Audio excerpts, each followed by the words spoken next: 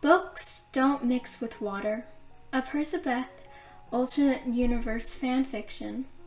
Part 11.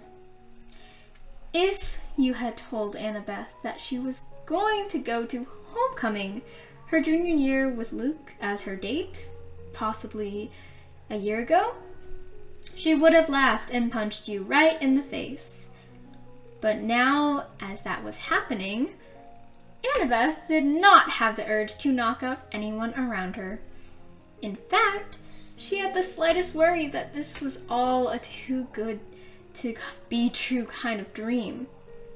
But with one adoring look to Luke, she brushed it aside. "This is literally the best day of my life," Annabeth thought to herself. She touched the corsage on her wrist. It was a white flower, classy and pretty, and as Luke had said, just like her. Annabeth looked around the table, seeing Luke to her direct left, Thalia, Selena, who of course had snatched Charlie Beckendorf, and Piper. They had all decided to go in as a group, even though there were only 2 couples. Everyone knew it would be more fun with Piper and Thalia. I would," Thalia snarled as Luke poked her side. "Sure," he continued to mess with her. "Stop it, Luke. You know that if you bait her, she actually will." Yes. They were talking about whether or not Thalia would punch their waiter because his voice was too nasally for her taste.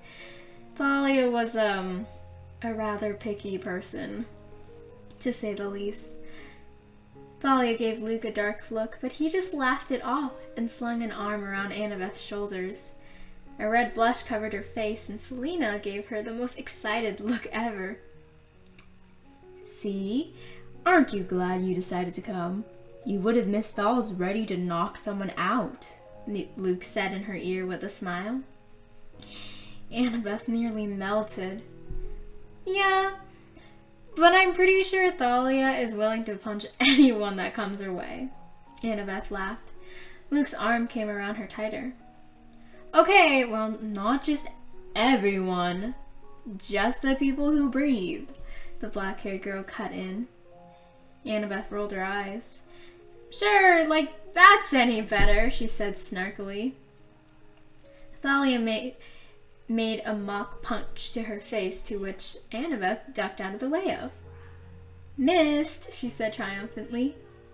Their group of friends cackled with laughter. This night was going very good indeed, despite the threats to innocent waiters. "Are you having a good time?" Luke asked as everyone split into duo conversations. Annabeth nodded. "Surprisingly, yes," she said with a smile. Luke seemed to be relieved. "Not regretting saying yes?" he asked. "Oh my God, no, this was like a dream come true. Why would she ever wish to say no?" "No, oh God, no. I'm really happy I said yes," Annabeth said quickly. Luke's hand began to brush lightly up and down her shoulder. "Good to hear," he said with a big smile. If this was what homecoming was like every year, Annabeth wished that she had gone before. This was literally her perfect night. Being Luke's date, dinner with her best friends, and then later seeing the rest of her friends. I mean, homecoming didn't really seem like that big of a deal in the beginning. It was only a night where people saw each other. It didn't seem to be anything special about it directly. And as her mother had always said, no wasting time on silly, foolish things. Yeah, Athena Stone knee chase had been a very icy and apathetic person. But now Annabeth knew how wrong her mother was. Not that she'd ever admit that. Annabeth did, after all, take after her mother's pride. But homecoming may be a child and fool's night, but sometimes one just wanted to be a mindless fool once in a while. It didn't hurt to feel light as air and happy as can be. Just the simple idea of a night being special with friends made it special. Perhaps next year should go again. Oh, Selena would scream if she could hear Annabeth's thoughts. Check, please, Piper called. As per usual, she wouldn't let anyone else pay as much as they tried to, because it was only polite. She would always shake her head when they offered, saying that this was one of the few times that she actually wanted to spend Rich Daddy's money. As if Piper was one of those girls who racked up debt from spray tans and $1,000 shoes. There was truly no harm in doing something that made you happy. The cost was up to the person, but there was a difference between spending on something because you liked it and planned on wearing it a lot, and buying something to say you had something expensive and using it as a way to rub it into people's faces that they didn't have as much money as you. There were no way the girls who paraded around the schools in click-clack, flashy heels actually liked them. And she knew that because they'd complain about it all day long. As Luke was the oldest, he drove them to the hall where homecoming was taking place. Excited? Luke asked, flickering his eyes. Surprisingly, yeah, Annabeth said. The blonde-haired boy smiled widely. That's good. He began to hum along to the song playing from the radio. Hey, are you ready for your first homecoming dance? Selena asked from the back. Annabeth turned her head and nodded. I mean, I have you guys, and I'll see the others in like 10 minutes, she said. Piper clicked her tongue and fanned a distracted whistling until Annabeth finally paid attention to her. Yes? You're friends with Jason, right? Oh my god. Just go talk to him. I can't! Oh, sure, like Piper McLean couldn't just talk to a guy. She charmed them left and right. Jason was just the exception to the confidence rule. Not for nothing, Piper literally persuaded a guy to just give her his car. Just like that, like, car. It was given to her within a matter of minutes. Annabeth had no idea how that girl did it. And for the record, she wasn't a boy magnet in any way. Well, we're almost here, so might as well pick your chin up and get ready to talk, Annabeth said, smirking as Piper went white. Finally, Luke found a parking spot. And after 5 minutes, because, well, apparently everyone wanted to be fashionably late, together they all walked in. Annabeth's arm was looped in Luke's, and to say that she felt on top of the world was actually an understatement. It was the most magical feeling, almost like being blessed by a god. Come on, we're dancing, Selena said, dragging the blonde duo away from each other. Annabeth regretfully separated from Luke and went to awkwardly sway as Selena and her friends sang loudly and jumped around. Yeah, school dances and dances in general were not her scene. But despite that, Annabeth did smile at her friends and mutuals. The girl had a strict definition of friends, okay? In her left field of vision, she noted that Piper had finally gotten the courage to gasp, talk to Jason. She made a note to herself to scream at that girl that, that really wasn't that hard to do. Wow, look at you all dressed in blue, a voice came from her right. Annabeth smiled, perhaps wider, and turned to face one Percy Jackson. And you, for some reason, sound surprised, Annabeth replied. Percy shrugged. So what if I am? I never thought I'd see you in a dress, much less one with sparkles on it. His sea green eyes traced over the dress, and Annabeth felt herself getting weirdly nervous. It wasn't like he was actually checking her out, just the dress, and out of disbelief. Despite that, she got nervous. To be fair, I was just kind of thrown into it. Annabeth said with weak laughter, wanting to get the blush off of her face. Looks good, Percy said. Percy said the compliment so offhandedly, Annabeth almost stuttered out loud. Thanks, the blonde said, wanting to hide behind her hair, but alas, couldn't. Percy and Annabeth continued to chat, mostly about what they did pre-homecoming. Apparently, his friend group, Leo, Grover, and Jason, had gone to his house, and his mother made them dinner. She's a good chef, he said when Annabeth questioned him why he had done so.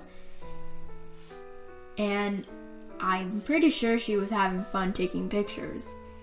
She did complain about our lack of dates, though, he said with a fond smile.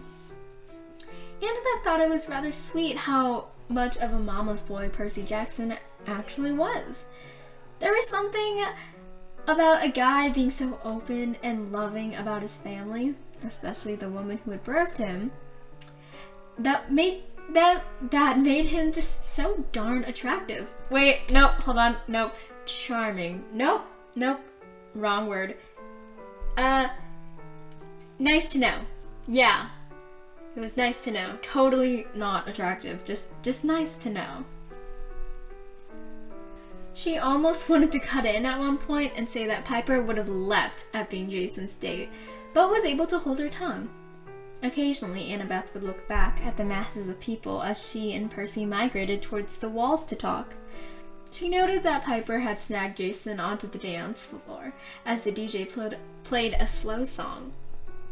Selena twirled around too, passing by Annabeth once or twice with a look of joy on her face that made Annabeth think that maybe her and Charlie would become a thing in the near future. Probably, for one, no one could resist Selena. It was a couple slow songs in, as one played every 10 minutes or so, when Annabeth realized that she hadn't seen Luke at all. Sure, he hadn't asked her to dance, but there were just so many slow songs he had plenty of other chances, and they both wanted to catch up with their other friends anyways. Hey, have you seen Luke, at all since we came? She asked Piper as the Cherokee girl passed by. The brunette thought hard before shaking her head. Dang, it's okay though, Annabeth said, making her way through the dark and around the dancing bodies and kissing couples. Where was Luke? For one, he was rather tall, so he was hard to miss, but there was no looming blonde to be found anywhere. Hey, have you seen Luke? Annabeth asked when one of his teammates passed by. They shook their heads too. Why hadn't anyone seen him? Another 10 minutes had passed by, and almost an hour into homecoming dance, and still no sign of her date. Annabeth ended up retreating back to the wall she was against earlier. What are you doing back here? Percy asked when he noticed her and began to walk towards the wall. Annabeth gave him a small smile and shrugged. I can't find my dates, she said, feeling like a rom-com protagonist gone wrong. Percy frowned. Really? Do you want my help in finding him? Or did he answer his phone or something? The black-haired boy offered. Annabeth shook her head. He didn't respond, and no one has seen him. She said. Percy looked at her sympathetically and leaned onto the wall next to her. Sorry, that sucks, he said, but Annabeth waved it away. No, she did not want pity. If there was one thing Annabeth Chase hated, it was someone looking at her sympathetically and like she needed help. She was no damsel in distress. She needed no one to help her fight battles. Besides, it wasn't even a big deal that her date hadn't been seen for the past hour. Homecoming went on late. She'd find him eventually. It was no big deal. Not at all. There was no need for people to look at her as if she was going to break down like a girl sickly in love with a boy that just didn't love her back. Although, admittedly, wasn't that the case? Annabeth preferred not to think about that. She had no time to think of it most days anyways. Suddenly, the music cut, creating ripples of groans and shrieks of annoyance. Annabeth got intrigued, and she and Percy stepped towards the middle to see what the heck was happening. The lights flashed on. Shock screams rang throughout, causing Annabeth to cover her ears. God, people were so dramatic. The light, however, provided a better view of the entrance to the hall. She looked at Percy and then back at the door. There was a herd of people gasping and crowding around. What the heck was going on? Wordlessly, Annabeth and Percy exchanged looks and walked towards the door, pushing through the clamoring people wanting a look. By the time they had pushed through, people had quieted and listened in closely. The scene was strange, to say the least, or at least it sounded as such. "Thought you could get away with it, huh, punk?" a gruff voice said. It belonged to Principal D, unsurprisingly. What Annabeth didn't expect to see was the person being dragged behind him. And the person was Luke. And a girl with a sleeve of tattoos and cigarette burns? Their lips were both swollen, and in their arms were spray paints and bags of vape pens. And what the... Percy looked over at her. In fact, everyone did when it all finally clicked. Annabeth didn't even gasp in sadness. She wasn't feeling any bubbling anger. She was just in shock and didn't know how to react. Luke caught her gaze, his eyes scared and full of sorrow. He knew he messed up. Oh my god. I thought these things only happened in movies. Okay, well, apparently not.